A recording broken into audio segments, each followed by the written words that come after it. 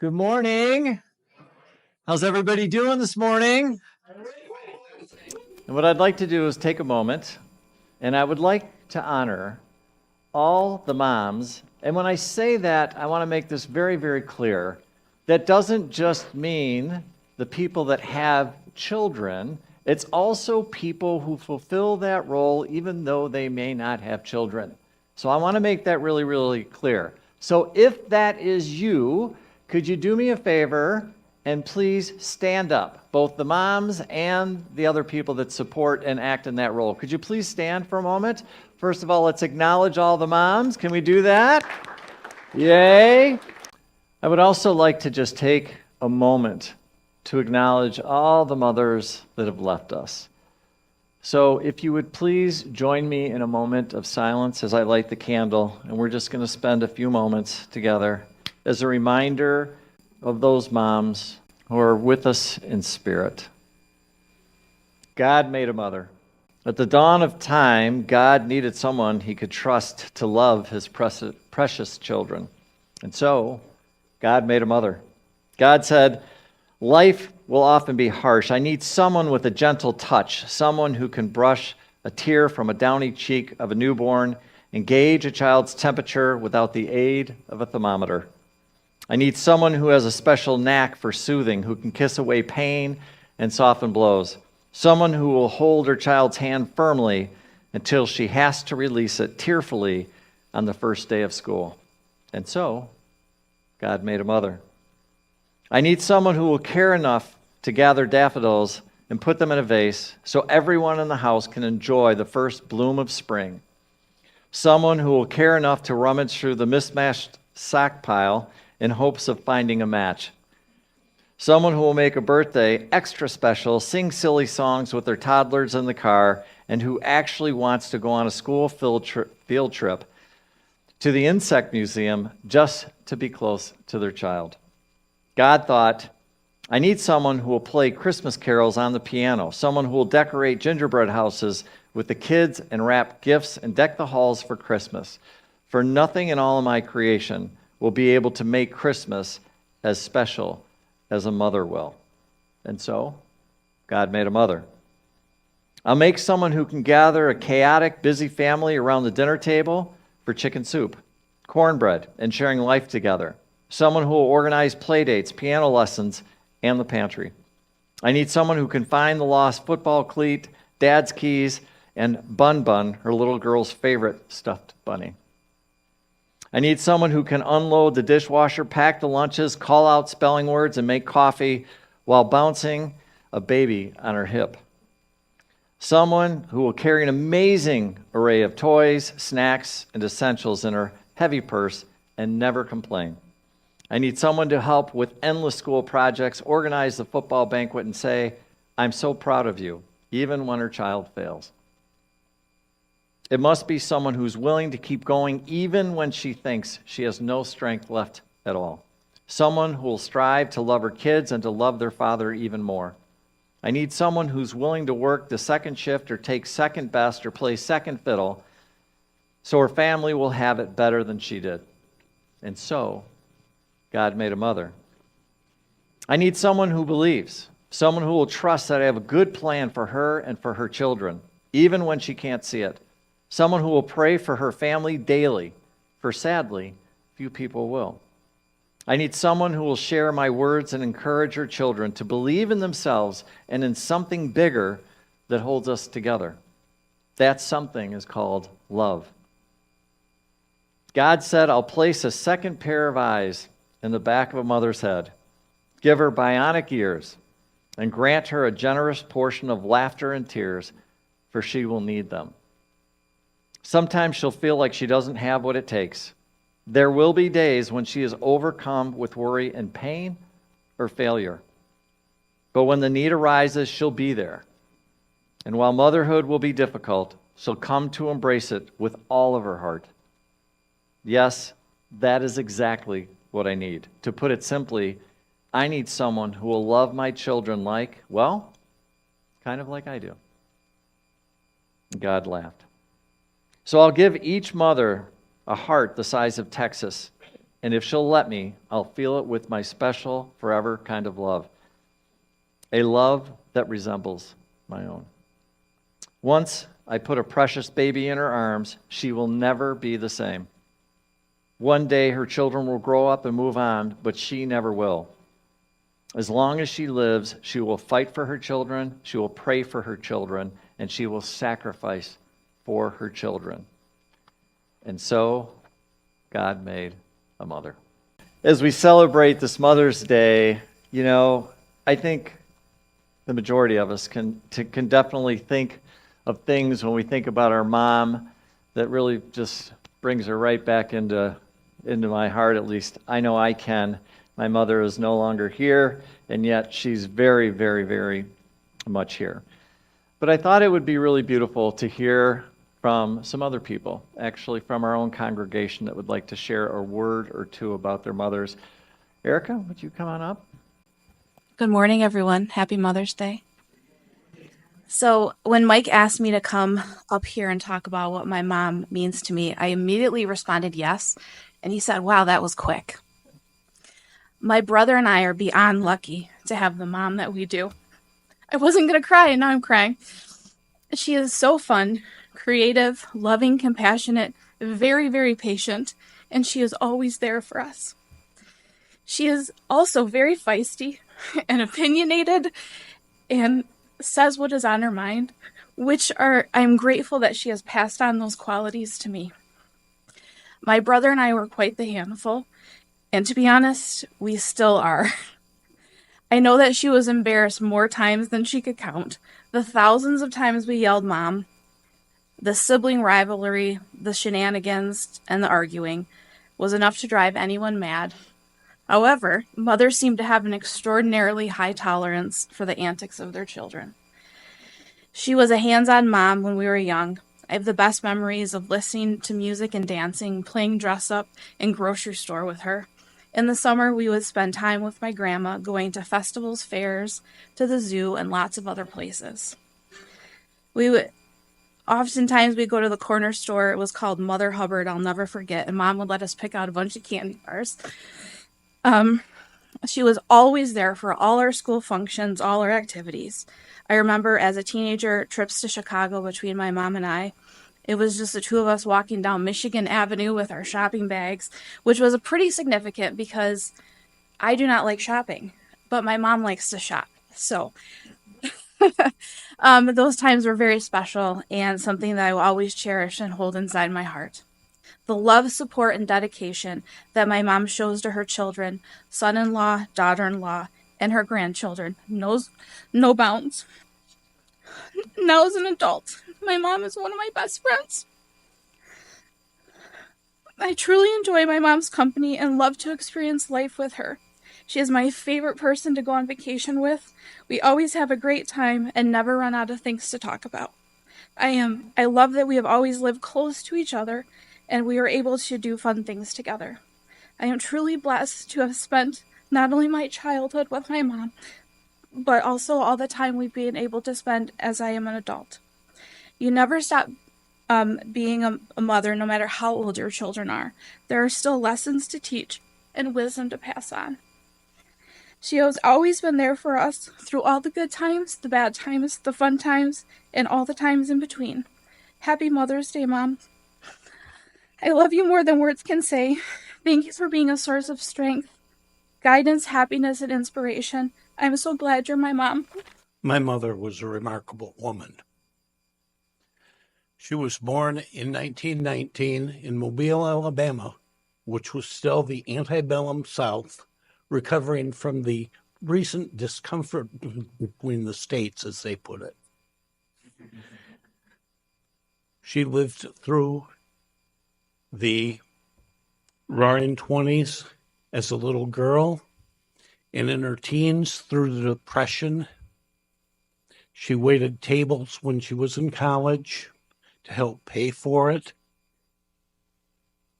In 1939, she met my father when she was doing a social work assignment in Chicago, and in 1940, they married.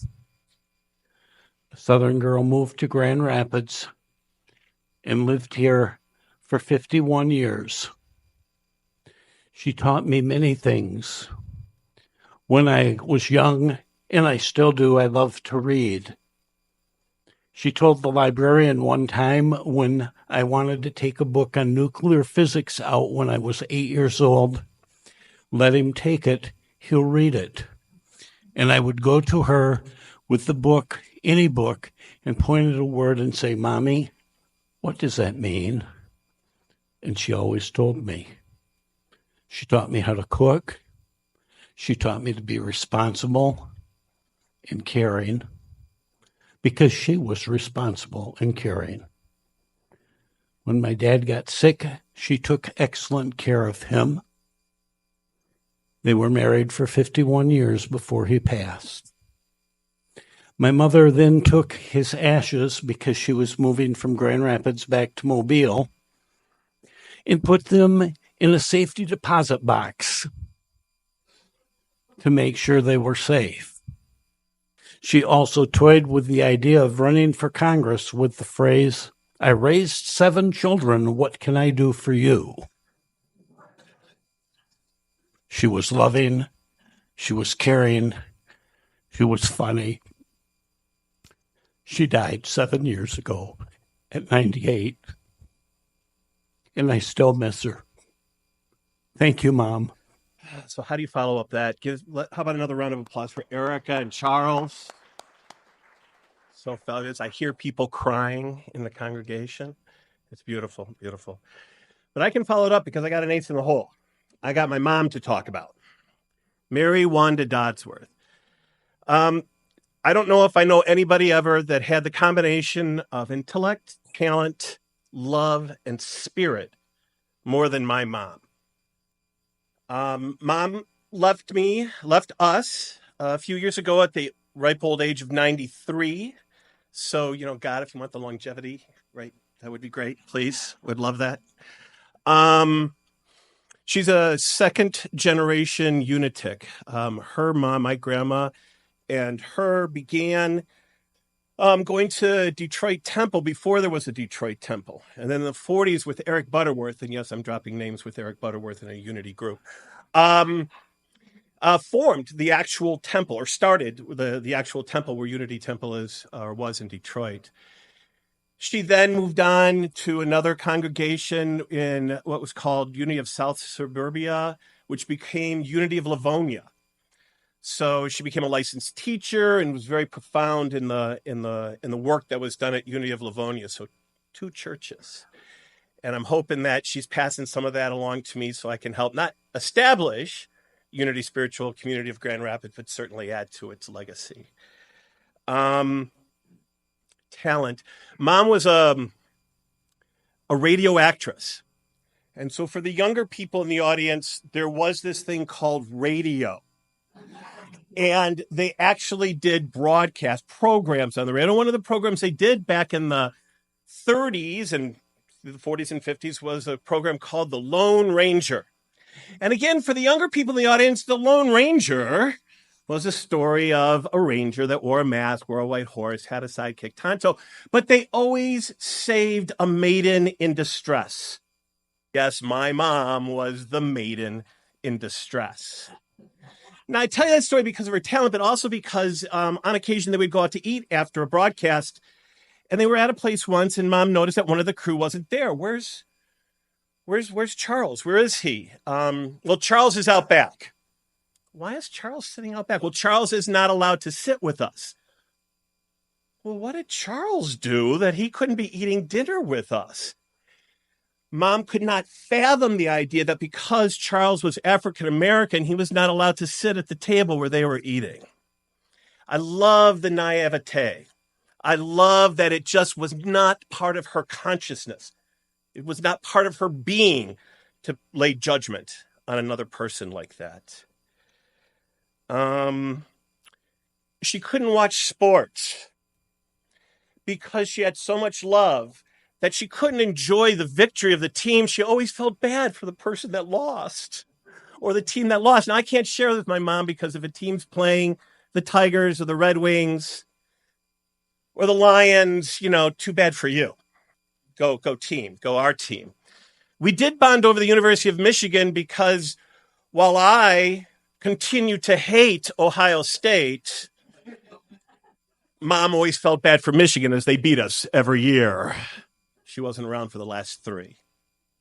Along the lines of love is, I know I need to get going. Sorry. When I was going off to college, I was driving in the car with my mom, and we brought up going, but it wasn't about profound going and going. It was just something like, I need to buy underwear or something. It's something simple. And I caught out of the corner. I was driving. I caught out of the corner of my eye. My mom started to choke up about me leaving.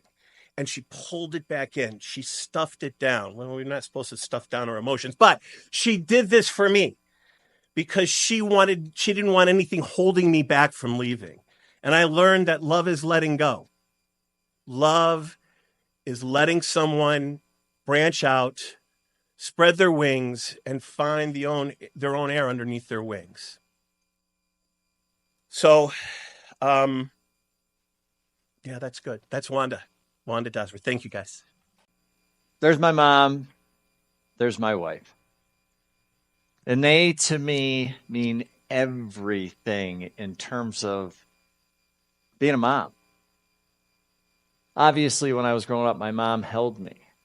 And she let me know it was okay when I was struggling and having a difficult time. Yeah, she was pretty incredible. And then my beautiful, amazing wife.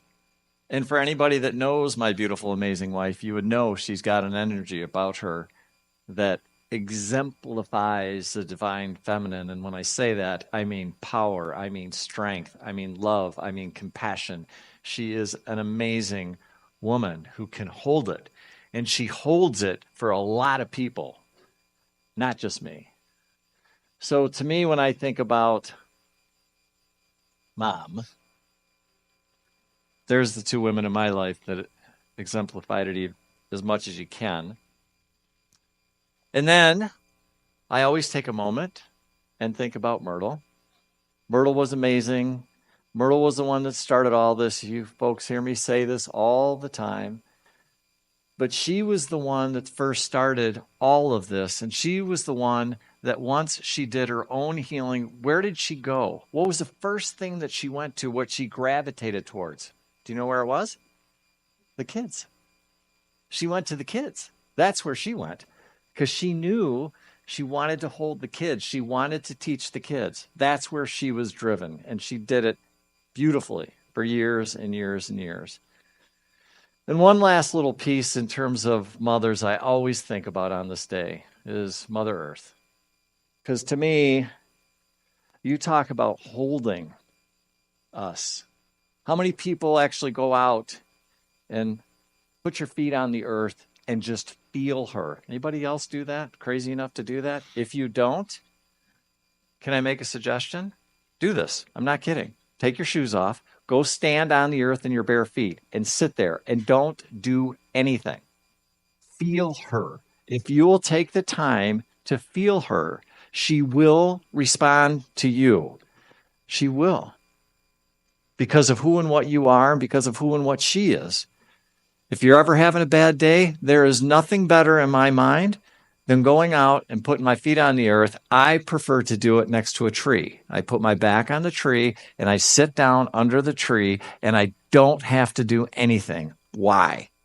Because Mother Earth and nature know exactly what you need even when you don't. If you'll slow down enough, she will hold you.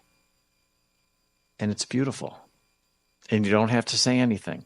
She just knows. So, having said that, to all the moms out there, just know how sacred you are, how grateful we are for each and every one of you.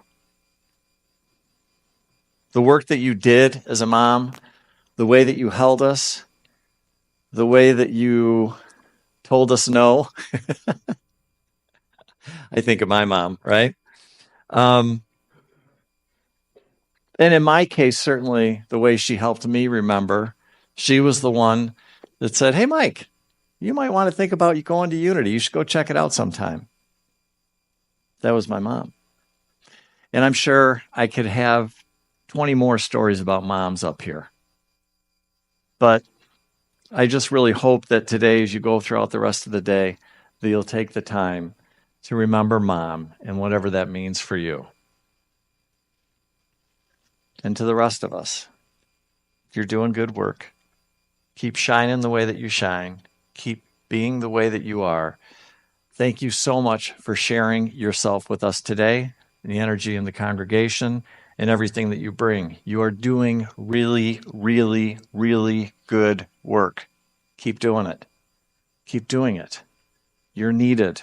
You are so important these days, and we are so incredibly grateful to have you here. Thank you for your efforts. Thank you for your light. Thank you for sharing you. You are a tremendous, tremendous gift, and we are grateful for you. So thank you for that. Having said that, God bless, namaste, and namaway. God bless.